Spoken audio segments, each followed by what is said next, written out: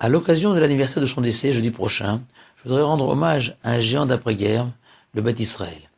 Terriblement marqué par la Shoah, où il perdit femme et enfants, enfermé dans un mutisme, au point qu'un jour un rescapé des camps de la mort l'interrogea. « Rabbi, nous sommes nombreux ici en Israël, qui comme toi avons tout perdu pendant cette période, sans afficher une telle tristesse en permanence. » Le Rav lui répondit « Oui, tu as raison, mais moi je suis un souvenir vivant de la Shoah. » Il ne s'est jamais remarié et n'a pas laissé de descendance. Néanmoins, il trouva la force de reconstruire entièrement la chassidoute de Gour en Israël et d'en faire la première chassidoute du pays, avec plusieurs dizaines de milliers de chassidim.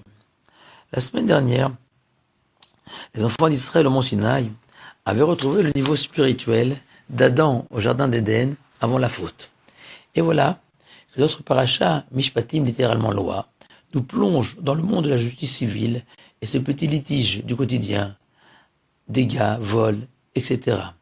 Le Midrash raconte que le matin, Dieu a révélé les 10 commandements et le soir les lois civiles, pour nous enseigner que la Torah embrasse tous les aspects de la vie et ne peut être confinée à la synagogue. La notion de piété doit nous accompagner à chaque instant, tel un roi dont chacun des gestes est royal. L'Éternel considère chacun d'entre nous comme un prince. Plus encore, ces lois civiles dissimulent des secrets que parfois les sages nous révèlent. Ainsi, il est enseigné dans notre paracha qu'une personne qui emprunte un objet est toujours tenue responsable, même en cas de force majeure, comme par exemple l'emprunteur d'un véhicule victime d'un carjacking. Une exception. Si au moment du prêt, le propriétaire effectue un travail au service de l'emprunteur, dans ce cas, ce dernier est dispensé de rembourser l'objet emprunté en cas de dommage.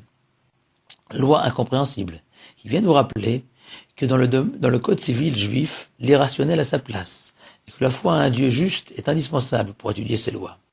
Le Beth Israël interprète ces lois ainsi.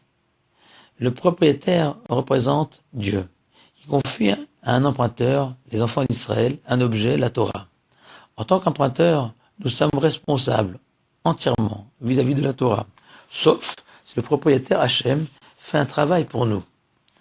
En cas de dommage, c'est-à-dire de faute, il y a 2 catégories de pécheurs.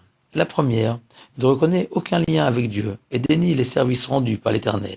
Ces fauteurs-là sont entièrement responsables de leurs actes.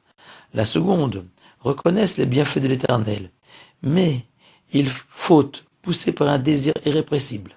D'après les lois de l'emprunt, ces derniers ne sont pas tenus pour responsables de leurs fautes. Pour cela, les portes du repentir sont ouvertes. À eux de les pousser. L'Éternel les attend.